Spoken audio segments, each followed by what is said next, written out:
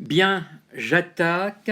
Donc pour commencer, je vais répondre à une question que l'on m'a posée à la fin de la dernière séance. En fait, je crois que j'y avais déjà répondu, mais je n'étais pas bien sûr de ma réponse.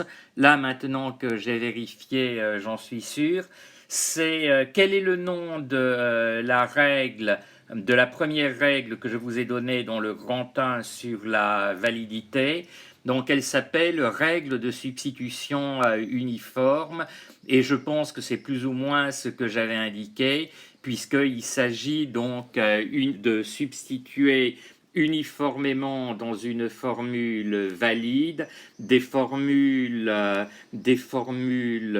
composées aux formules simples qui la composent.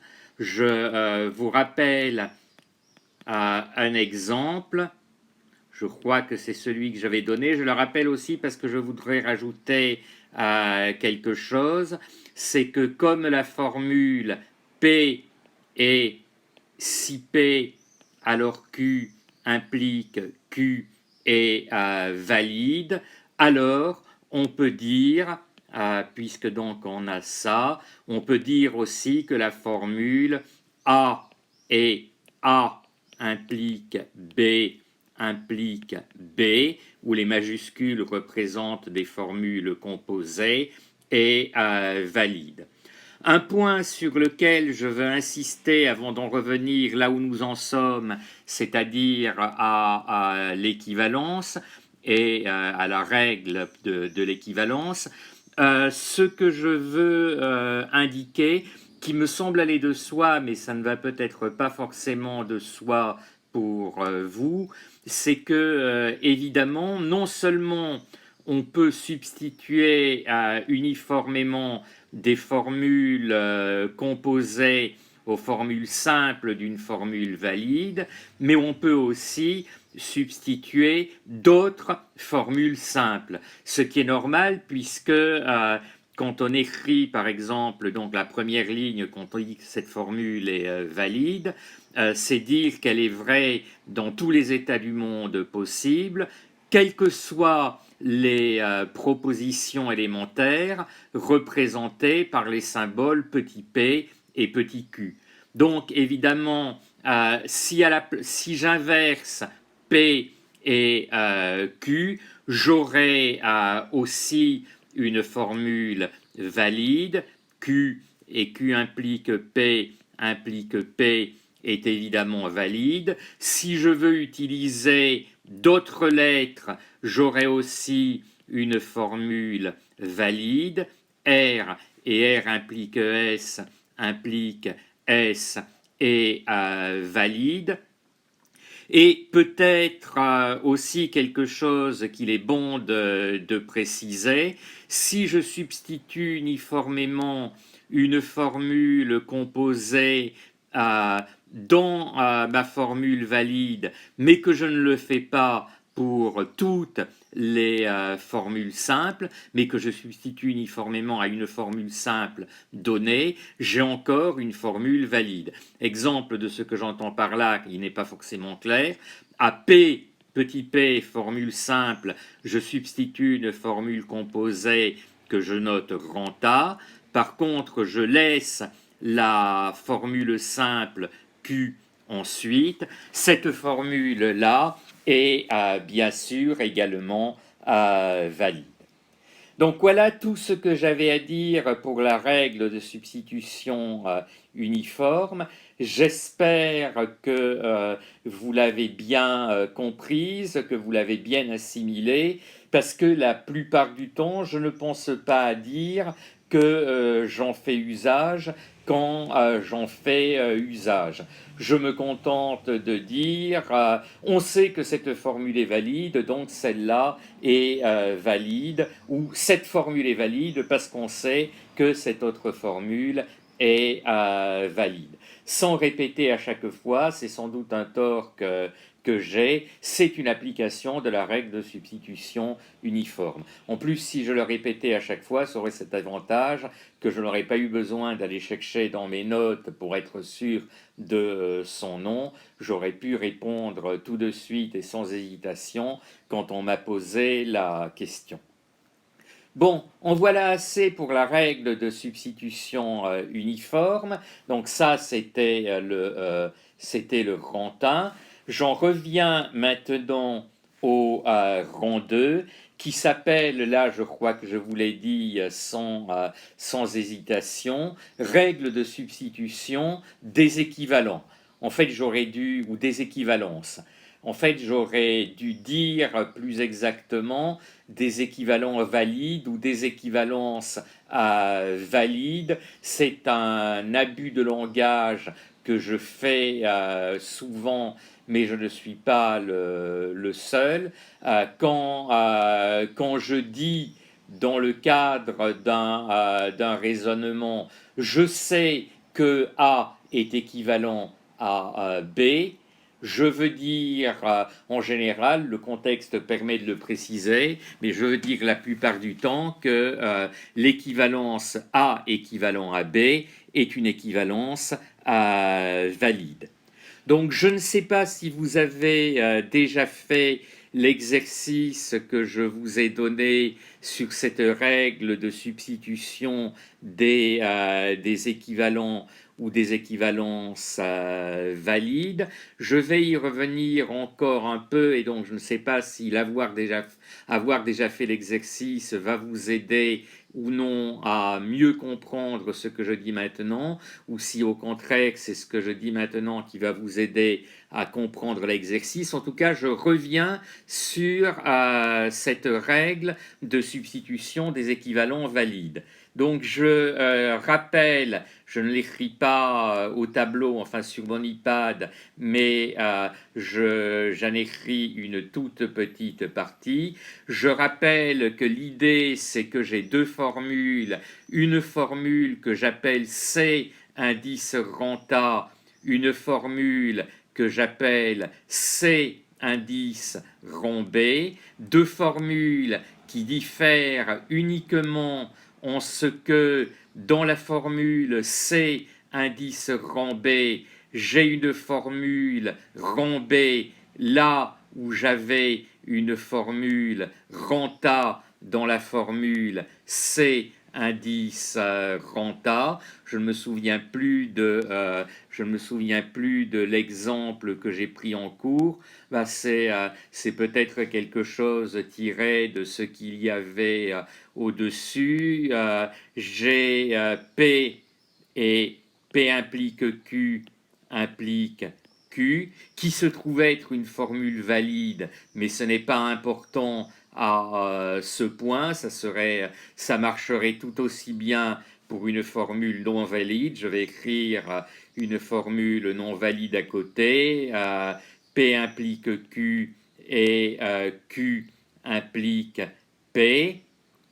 Dans les deux cas, j'appelle renta la formule P implique Q. Dans les deux cas, j'appelle rang B la formule non P ou Q. Donc vous avez à me montrer, c'est le premier point de l'exercice que vous avez pour lundi, que A est équivalent validement à B. Dès lors, la formule CA va être validement équivalente à la formule CB, c'est-à-dire que je vais pouvoir écrire P et P implique Q validement équivalent à P et non P ou Q implique Q. Donc ça, c'est la première partie. La deuxième, j'ai mal disposé mon iPad. Je vais être obligé de l'écrire sur deux lignes. J'ai P implique Q et Q implique P, qui est validement équivalent à non P ou Q et Q implique P. Attention, point de notation que je vous répète, sur lequel j'insiste parce que c'est quelque chose qui m'aide à lire les copies mais qui peut vous aider aussi à lire les formules. Quand on s'y est mal pris, comme je l'ai fait ici, et qu'on est amené à couper une formule parce qu'on ne peut pas l'écrire entièrement sur la même ligne, il faut que la coupure se situe au niveau du connecteur principal ou de l'un des connecteurs principaux de la formule. Typiquement, le connecteur qui sépare la formule en deux morceaux. Donc ce que j'ai fait ici sur la droite de ma feuille, ce n'est pas très bien, mais c'est mieux que si j'avais coupé au niveau de l'implique P ou au niveau de la conjonction. J'ai coupé au niveau de l'équivalent. Je fais bien apparaître les deux sous-formules principales qu'il y a dans ma formule. Bon, là, ce n'est que répéter pour insister sur ce que j'ai dit hier. Enfin, j'ai peut-être rajouté un élément hier que j'avais pensé à prendre seulement, je crois, le premier exemple. Vous pouviez peut-être vous dire, à tort parce que je ne l'avais pas dit, mais vous auriez pu généraliser inductivement, ce qui montre que l'induction n'est pas une bonne chose, beaucoup trop rapidement. Vous auriez pu vous dire, il l'a fait pour une formule valide, ça ne marche que pour la formule CA valide. Non, ça marche aussi quand on a des formules qui sont non valides. Évidemment, ce que j'écris, c'est que l'équivalence est valide. Dire que l'équivalence est valide, ça ne veut pas dire que l'une ou l'autre des deux formules est valide. En revanche, quand la première des deux formules, par exemple la CA, est valide, on peut tirer quelque chose de l'équivalence valide de CB à CA. Dire que CA est valide, je vous le rappelle, c'est dire qu'elle est toujours vraie. Dire que la formule CB est validement équivalente à une formule qui est toujours vraie. Si vous vous souvenez de la table de vérité de l'équivalence, et si vous ne vous en souvenez pas, je vous invite à aller la regarder. Ça revient à dire que dans toutes les lignes, vous avez la même valeur de vérité pour CA et pour CB. Donc, si CA est valide et qu'elle est validement équivalente à CB, puisque vous avez dans toutes les lignes la même valeur de vérité pour CA et CB, CA étant vrai dans toutes les lignes, CB va être aussi vrai dans toutes les lignes, et donc dans ce cas-là, la formule CB va être valide. C'est-à-dire que je rappelle, je réécris ce que je vous avais indiqué, donc avec A validement équivalent à B si je vous avais dit que alors CA est validement équivalent à CB, on peut rajouter peut-être corollaire, si CA est valide, alors CB est valide. Et pour le coup, là, on peut aussi, puisqu'il y a équivalence valide entre les deux, on peut dire aussi que si CA, pardon, ce n'est plus valide, là, il faut que je change. Disons que si CA est contradictoire, en fait là c'est toujours la même chose que pour la règle de substitution uniforme. Si CA est contradictoire, CB est contradictoire. Là où ça change par rapport à la règle de substitution uniforme, donc, c'est qu'on peut dire également que si CA est cohérente sans être valide, alors CB est cohérente sans être valide. Ce qu'il y a de bien dans le fait de travailler sur un iPad par rapport au tableau, c'est que je peux faire défiler la feuille et que je peux continuer, même si finalement, quand je mettrai les fichiers PDF, ça apparaîtra sur des fichiers séparés, mais vous pouvez mieux suivre, j'espère, le déroulement de ce que je dis. Donc, ce que je dis, c'est pour insister encore sur cette règle. J'avais mis Rantin, règle de substitution uniforme, mais c'est le nom que j'ai donné maintenant. J'avais appelé ça validité. Donc, rang 2, j'avais appelé ça équivalence. Et en fait, mon point de départ, c'est la règle de substitution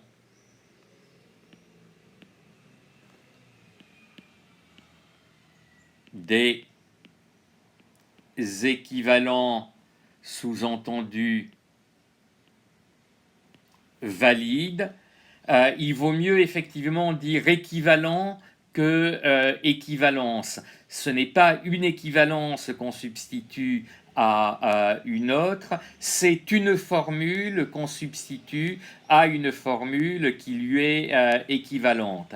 C'est-à-dire qu'on substitue un équivalent à un autre équivalent.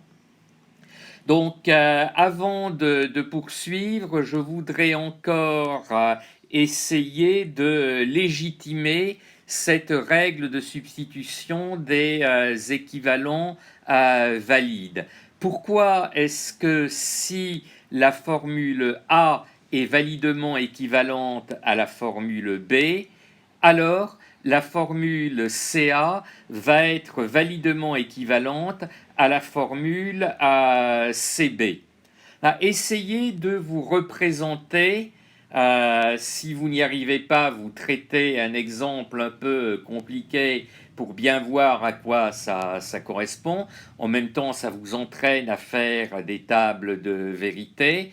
Mais de notre côté, ce n'est pas très important puisque tout ce qu'on va voir cette année, c'est précisément pour se dispenser de passer par les tables de vérité.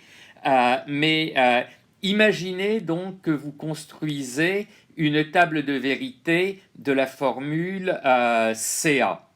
À un moment dans cette table de vérité, vous allez avoir une colonne qui vous donne les valeurs de vérité de la formule A.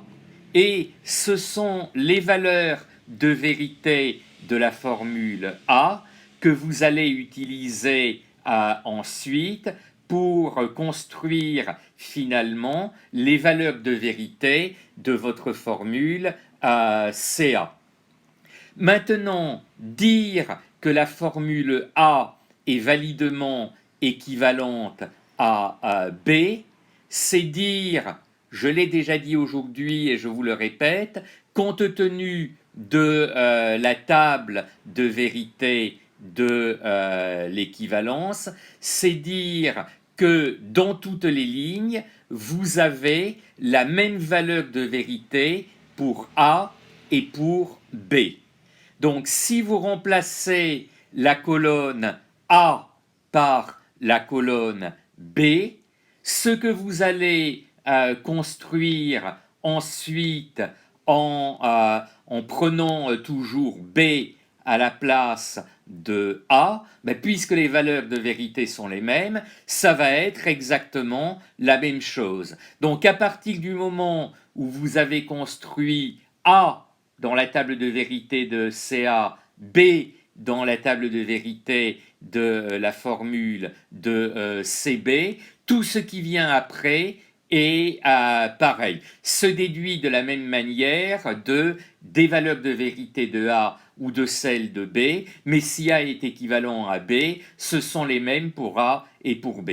Donc les seules différences dans les tables de vérité de CA et de CB, c'est avant A ou avant B pour la construction de A ou de B. Mais après, ça devient exactement la même chose. Et puisque ce qui vous intéresse à la fin, c'est la table de vérité de CB ou de CA, vous voyez bien que ces tables de vérité vont être les mêmes. Bon, là, on touche vraiment aux limites de l'enseignement, pas seulement en distanciel, mais en plus en différé, parce que à la limite, si je pouvais être branché sur mon ordinateur et avoir quelques-unes ou quelques-uns d'entre vous qui m'écoutent, vous pourriez m'envoyer des messages paniqués en me disant que ce que je dis est complètement incompréhensible. Là, vous ne pouvez pas me l'indiquer. Vous êtes obligé de me l'indiquer par courriel. Mais si vous me l'indiquez par courriel, même si je réponds à votre courriel, pensez à me rappeler les points obscurs que vous avez trouvés lundi quand le cours sera à nouveau en présentiel. Malheureusement, à nouveau, ça sera écrit sur un tableau ordinaire. Je dois recevoir un nouveau matériel de connexion dont j'espère cette fois qu'il fonctionnera dans les journées de mardi ou mercredi. Donc peut-être qu'enfin jeudi, je pourrai utiliser le vidéo projecteur et vous projeter au tableau ce que j'écris. Mais lundi, il faudra pour les absents se contenter du tableau. Et d'ailleurs, même pour les présents, parce que je suppose que le tableau est moins lisible, ne serait-ce que parce que j'efface mal, et assez souvent je pense que mes collègues effacent mal aussi, mais enfin je dis peut-être ça pour me déculpabiliser. Le tableau est sans doute moins lisible que mon iPad. Voilà, en fait je n'avais pas besoin de faire défiler puisque j'ai parlé mais je n'ai rien écrit. Donc pour indiquer pourquoi on a cette propriété que si une formule A est validement équivalente à une formule B, alors si la seule différence entre une formule CA et une formule CB, c'est qu'on a mis B à la place de A dans CB, CA est validement équivalente à CB parce que la fin du tableau, tout ce qu'on a après avoir construit A ou B qui nous donne la même colonne, ça va être ensuite exactement la même chose. Donc ça, il me semble que cette idée que l'on peut passer d'une formule à une autre formule qui lui est validement équivalente dès lors qu'on connaît un certain nombre d'équivalences relativement simples. Bon, là, il n'y en a pas encore beaucoup, il y a simplement celle que je vous ai donnée comme exemple, mais vous voyez quel va être l'intérêt de cette règle. et c'est pourquoi en fait une bonne partie du cours maintenant va consister à vous donner des équivalences valides simples que l'on peut vérifier à partir des tables de vérité. Je ne le ferai pas, mais je vous invite à le faire. Et à partir de ces équivalences valides entre formules simples, on peut construire des équivalences valides entre formules plus compliquées. Donc, je vais vous donner un certain nombre de formules valides maintenant concernant les divers connecteurs. Et puisque je suis dans un rang 2 qui s'intitule équivalence, je vais, d'une manière qui me semble assez naturelle, commencer avec des formules valides concernant l'équivalence. Alors en fait, ne concernant que l'équivalence, il n'y en a pas beaucoup, je n'en vois que deux, et la première n'est pas très intéressante parce qu'elle ne nous permet de faire aucune substitution, mais comme elle se trouve dans tous les livres, je vous la donne quand même. En fait, je mets des parenthèses, mais ce n'est pas la peine. Je vais effacer les parenthèses que j'ai mises, que je commençais à mettre par erreur. Et du coup, pour effacer proprement, j'efface tout. Donc, première formule valide, complètement dépourvue d'intérêt, mais que donnent tous les livres de logique, P est validement équivalente à P. Traduit en termes de vérité, ça dit qu'une formule a les mêmes valeurs de vérité qu'elle-même. Bon, ça, il me semble que ce n'est pas très intéressant, on s'en doutait, donc je vous l'indique parce qu'on le dit partout, mais ça ne sert rigoureusement à rien.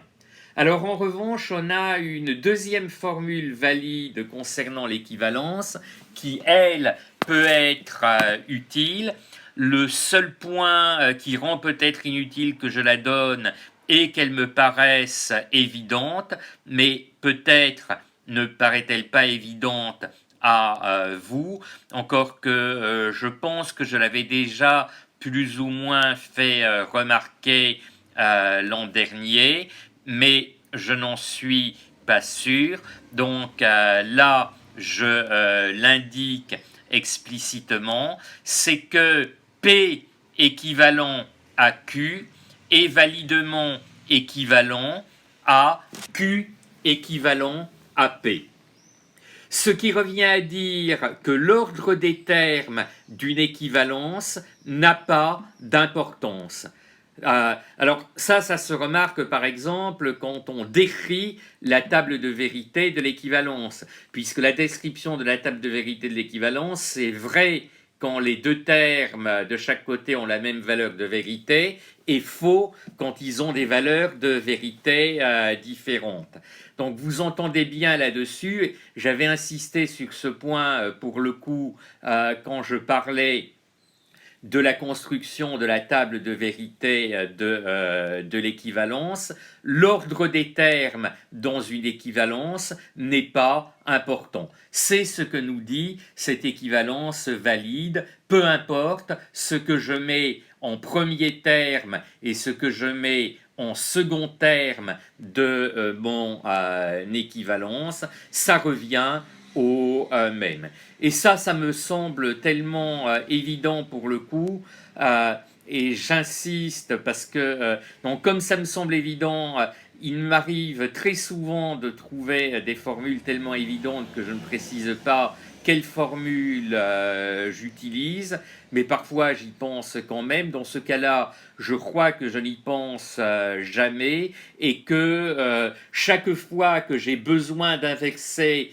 l'ordre d'une équivalence, je l'inverse sans même dire voilà, j'utilise cette formule, je passe de A équivalent à B équivalent à A, en considérant qu'il va de soi que c'est la même chose et que je n'ai pas besoin d'expliquer pourquoi c'est la même chose. Donc voilà les deux formules valides, les deux seules auxquelles je pense, qui contiennent uniquement l'équivalence. Alors en fait non, il y en a une troisième, mais la troisième, d'abord je ne vais peut-être pas la donner tout de suite. Et ensuite, je ne vais pas, même quand je vais la donner d'emblée sous une forme qui ne fait intervenir que l'équivalence. Parce que bon, cette troisième formule qui finalement ne fera intervenir que l'équivalence, elle commence à être déjà peut-être un peu compliquée et à amener à des développements un peu compliqués. Alors que pour l'instant, il me semble là avec ces deux formules que j'en suis vraiment dans le très simple.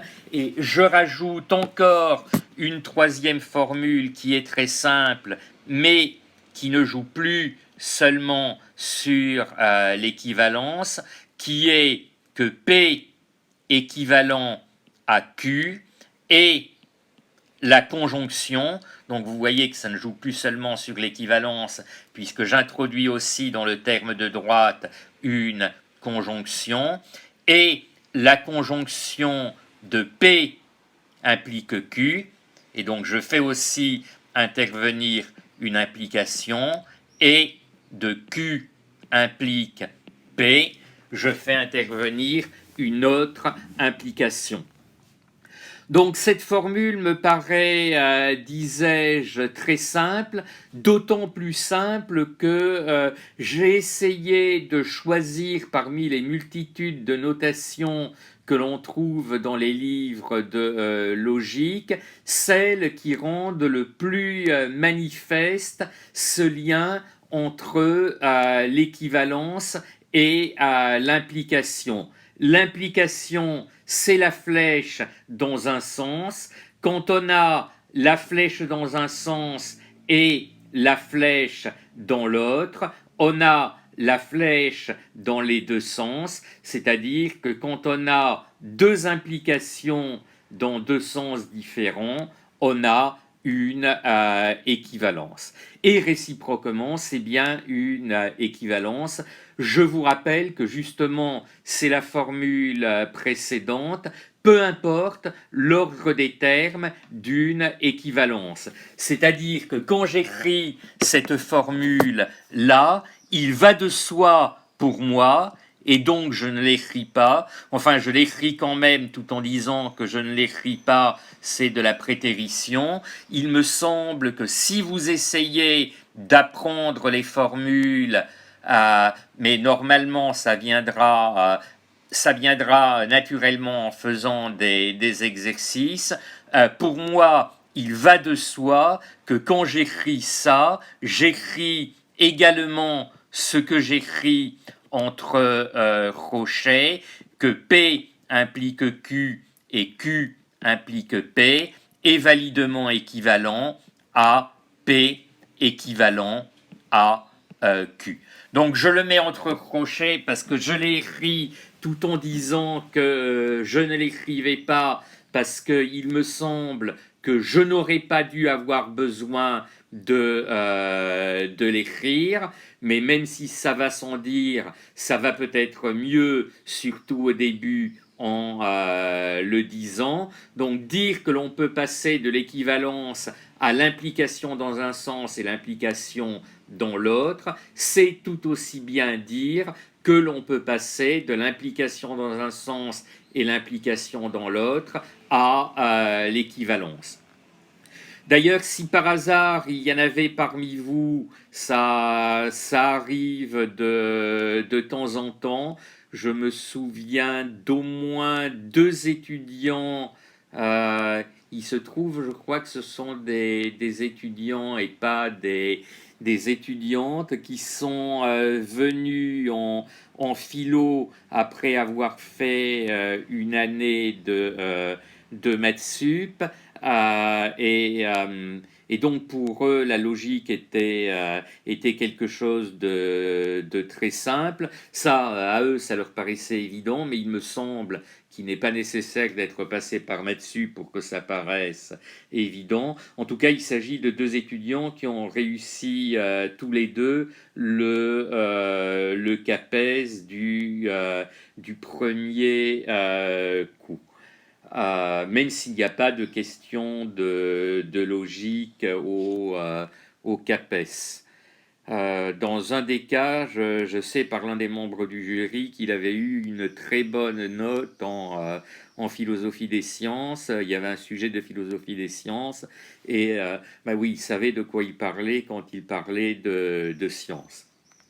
Mais bon, en voilà assez avec cette digression. Revenons aux formules valides concernant l'équivalence.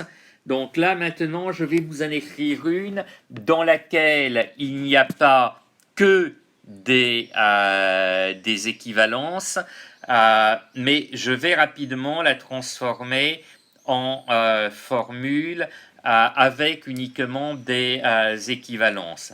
Mais c'est peut-être mieux de partir avec une simple implication. Ah non, avant, je voulais dire ça quand même pour l'équivalence qui revient à l'implication dans un sens et l'implication dans l'autre. C'est pour ça que je m'étais mis à parler de mathématiques. Souvent, en fait, quand on fait des raisonnements en mathématiques, contrairement finalement à ce que je présente dans le déroulé de ce cours, où pour la logique propositionnelle, très souvent il est plus facile d'établir une équivalence que d'établir une implication. Quand on fait de la logique des prédicats, quand on fait de la logique dans un contexte mathématique, il est souvent plus facile d'établir une implication que d'établir une équivalence.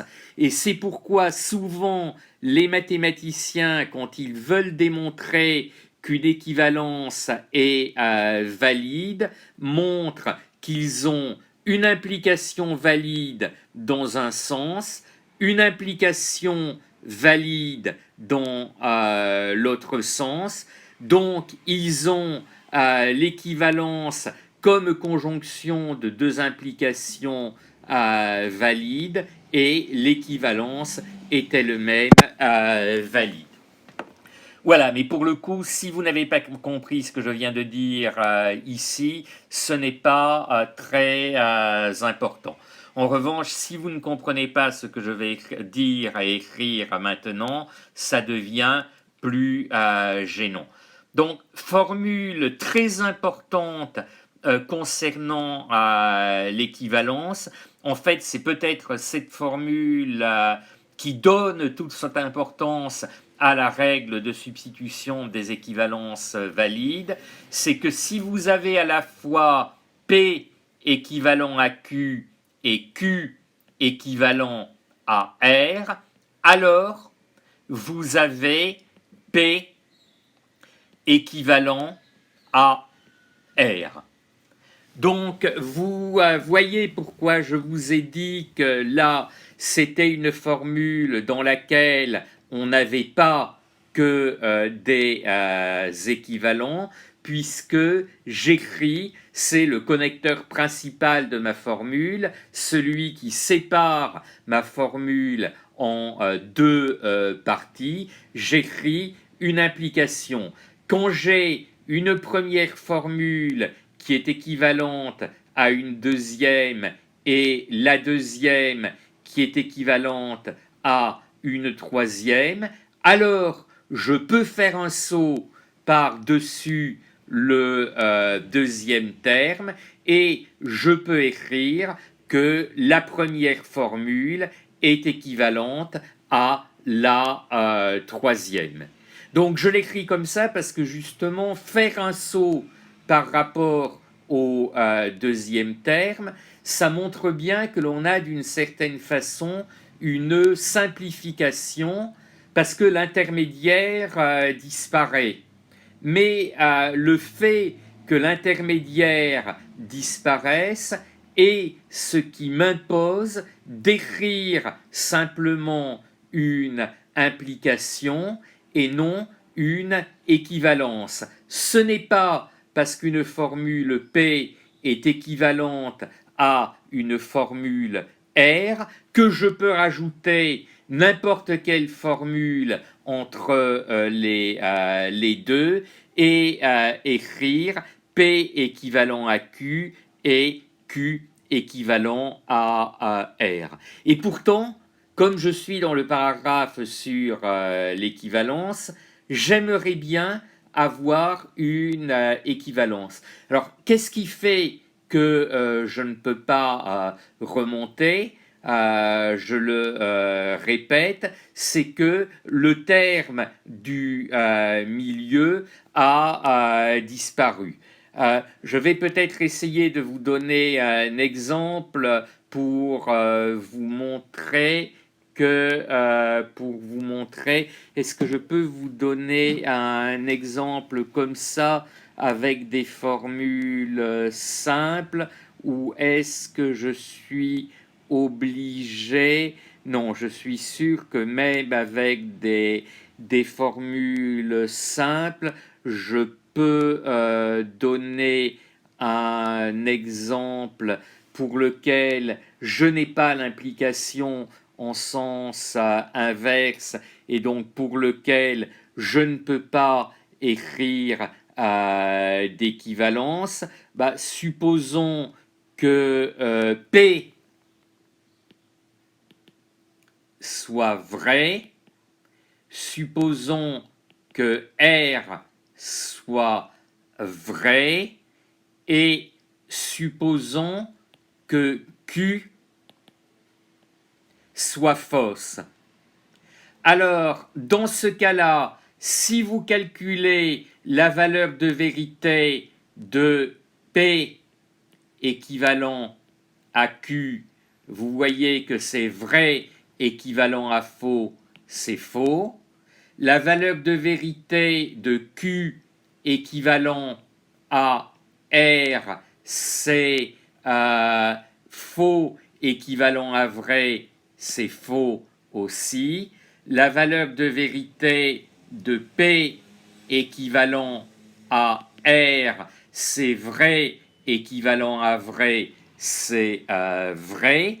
Donc, je n'ai pas démontré la validité de la formule que je vous ai annoncée, puisque j'ai fait le calcul dans un état du monde seulement, et pour que la formule soit valide, il faut qu'elle soit vraie dans tous les états du monde, mais je vous ai donné un exemple qui ne remet pas en question le fait que l'implication dans ce sens soit valide. Et ce que je veux montrer, c'est qu'en revanche, on n'a pas l'implication dans l'autre sens, puisque si vous écrivez l'implication dans l'autre sens, ça vous donne P équivalent à R comme premier terme, et le deuxième terme, c'est P équivalent à Q et Q équivalent à R. Donc vous avez vrai comme premier terme, faux et faux comme second terme, et la conjonction de deux termes faux, c'est faux. Donc vrai implique faux, ça vous donne une implication fausse. Donc vous n'avez pas l'implication dans l'autre sens, c'est-à-dire que ici vous ne pouvez pas écrire d'équivalence valide. si on écrivait équivaut à P équivalent à R, ben ce contre-exemple montrerait tout aussi bien que ce n'est pas vrai. L'équivalence serait, je vais placer en bleu, est-ce que j'ai bien changé de couleur? Oui, c'est bon. L'équivalence serait fausse de la même façon. Vrai équivalent à faux, c'est faux. Mais pourtant, disais-je, je suis dans le chapitre sur l'équivalence. J'aimerais bien pouvoir écrire une formule uniquement avec des équivalences. Qu'est-ce qui m'interdit d'écrire une équivalence? C'est que je n'ai pas écrit Q dans la deuxième partie, donc en n'écrivant pas Q, je perds de l'information et c'est ça qui m'interdit de remonter. Alors comment est-ce que je fais à avoir une équivalence? Ben, je vais faire apparaître Q de l'autre côté en écrivant par exemple P équivalent à Q et Q équivalent à R équivaut à P équivalent à Q et P équivalent à R. C'est-à-dire que pour avoir une équivalence valide, je dois conserver une information sur Q. Alors ça peut être P équivalent à Q comme je l'ai fait ici, ça peut être au contraire, enfin ça peut être aussi plutôt qu'au contraire, je peux écrire P équivalent à Q et Q équivalent à R équivaut à P équivalent à Q et Q équivalent à R. J'ai là encore une équivalence valide. Donc, l'avantage de cette formule, c'est que maintenant, je n'ai que des équivalences. Ça se lit dans les deux sens. L'inconvénient, c'est que c'est plus lourd que ce qu'on a écrit d'abord, que ce que j'ai écrit d'abord. Le fait de vouloir conserver l'information intermédiaire m'oblige à écrire plus de termes. Alors, qu'est-ce qu'on va faire? En fait, on va introduire une notation concernant les équivalences valides. On va décider, quand je dis on, ce n'est pas simplement moi, ça se trouve dans les livres, si j'ai une équivalence valide qui est l'équivalence A équivalent à B, que j'ai une équivalence valide qui est B équivalent à C. Alors, premier point, donc en appliquant ce qu'on vient d'observer, je pourrais écrire, et ça serait toujours aussi lourd, que A équivalent à B et B équivalent à C et équivalent, je substitue uniformément dans cette formule-là, est équivalent à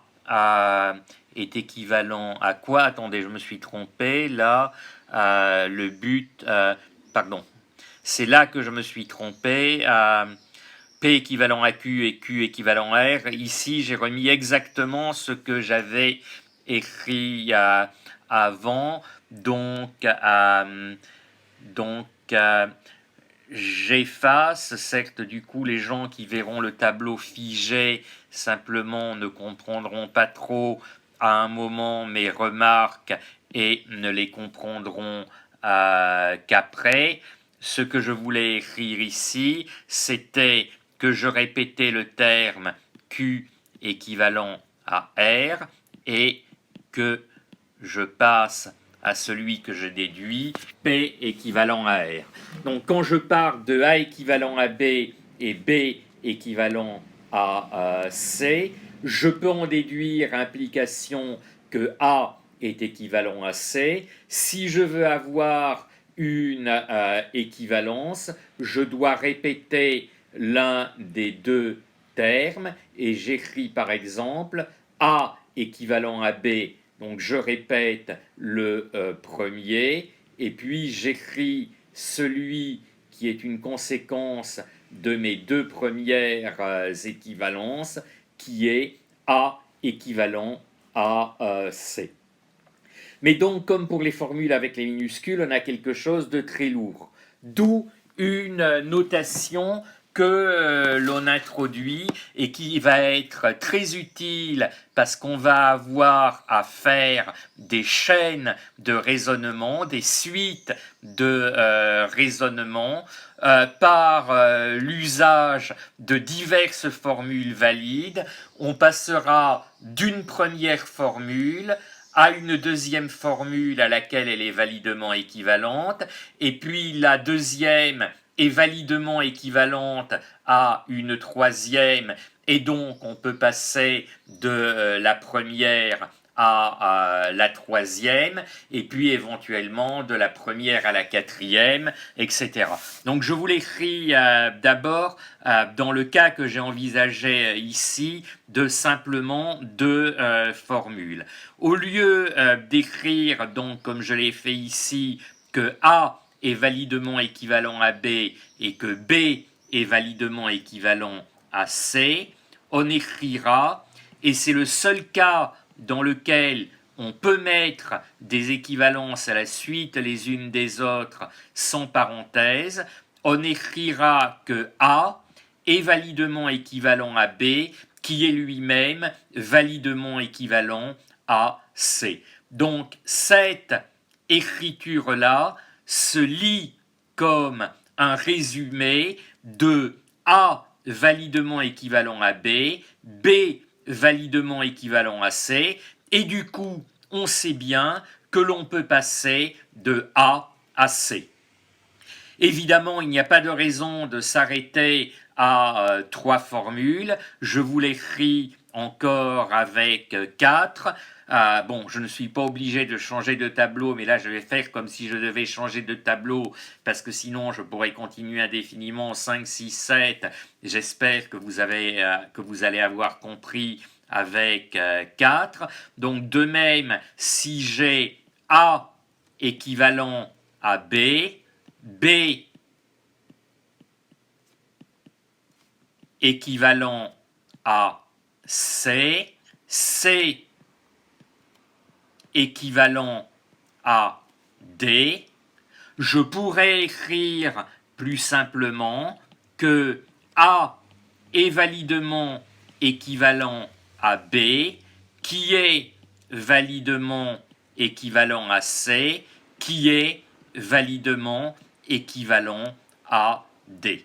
Donc quand j'écris ça, j'écris de manière synthétique, abrégée, que la première de ces équivalences est valide, la deuxième de ces équivalences est valide, et je sais donc que j'ai une équivalence valide entre la première formule et la troisième, et puis la troisième équivalence est valide, et je sais donc que l'équivalence entre la première formule et la quatrième est valide.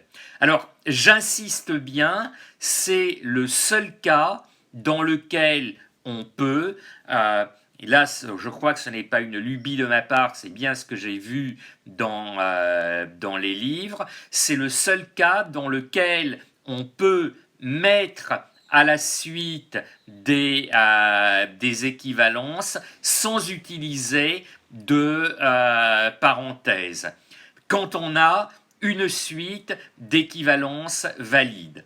Donc, si vous avez des équivalences qui se suivent et qui n'ont pas de parenthèses, c'est ou bien qu'il faut mettre devant un signe de validité, vous avez une suite d'équivalence valide, ou bien que vous écrivez une formule qui ne veut rien dire, et dans ce cas, je marquerai sur votre feuille d'exercice, cette formule ne veut rien dire, et je n'irai pas lire plus loin, je vous mettrai 0 parce que je ne peux pas raisonner à partir d'une formule qui ne veut rien dire.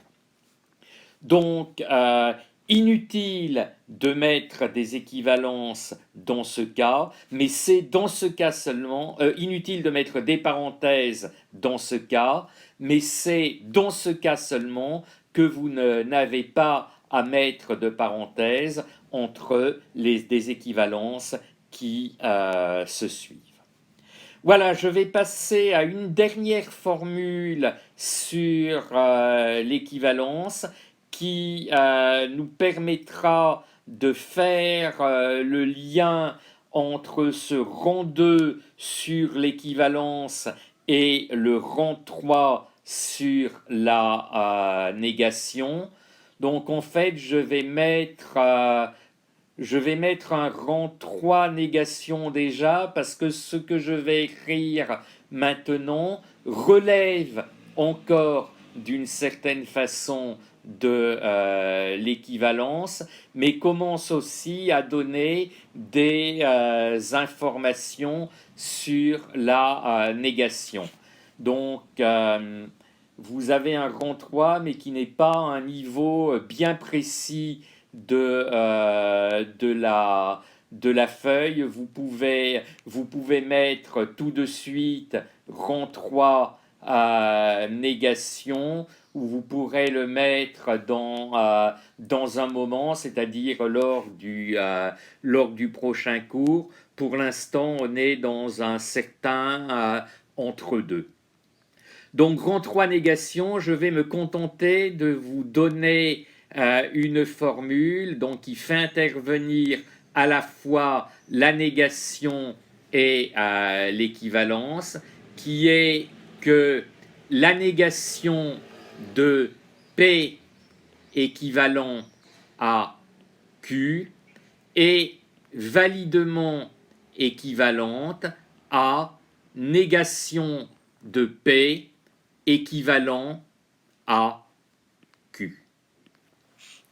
Alors, vous pouvez, donc toujours les formules que je vous donne au début, les formules valides, ça vous fait des révisions de l'an dernier, ça vous permet de vous remettre au clair pour les tables de vérité, ça vous donne un esprit critique, intelligent, ne pas faire confiance aveuglément à l'enseignant. Vous allez vérifier en faisant la table de vérité que cette formule dont je vous dis qu'elle est valide est bien valide.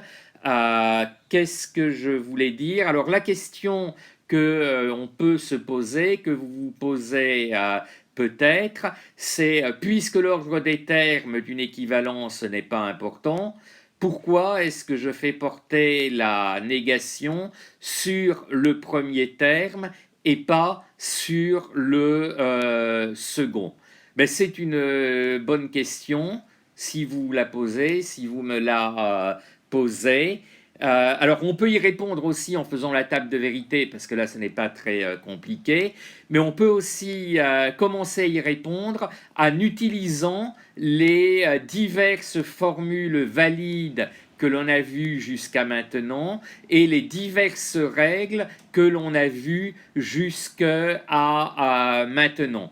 C'est ce que je ferai quand je reprendrai le cours, c'est-à-dire pas dès le début de la séance de lundi, puisque au début de la séance de lundi, je vais commencer en corrigeant l'exercice que je vous ai donné, mais la correction de cet exercice sera assez rapide, ça ne nous prendra certainement pas 1 heure, et après la correction de l'exercice, d'abord je vous demanderai si vous avez des questions sur cette partie enregistrée du cours, ou si je ne vous le demande pas, pensez à me poser vos questions avant d'aller plus loin. Et donc, je continuerai sur cet entre-deux entre l'équivalence et la négation, en vous démontrant que effectivement, on peut aussi bien faire porter le symbole de la négation sur le deuxième terme, mais en vous le démontrant cette fois non pas à partir des tables de vérité, mais à partir des diverses formules et règles qui ne sont pourtant pas encore très nombreuses, que l'on a vues jusqu'à maintenant. Donc la suite à lundi. Et je pense que je n'aurai pas le temps d'avancer suffisamment lundi pour vous donner de nouveaux exercices, qu'il faudra attendre jusqu'à jeudi, ce qui sera une illustration de la réponse que j'ai donnée à l'un ou l'autre d'entre vous. Est-ce qu'on va tout le temps avoir 2 exercices par semaine? Comme je l'ai indiqué très rapidement, ça ne sera pas possible. Il ne pourra plus y avoir qu'un exercice par semaine. Très vraisemblablement, à l'issue du cours de lundi, je ne pourrai pas vous donner d'exercice. Je ne vous donnerai d'exercice qu'à l'issue du cours de jeudi. Voilà, c'est terminé pour maintenant. J'espère que vous avez bien compris, mais n'hésitez pas donc à poser des questions si je ne pense pas à vous donner la parole avant que je reprenne là où j'en étais.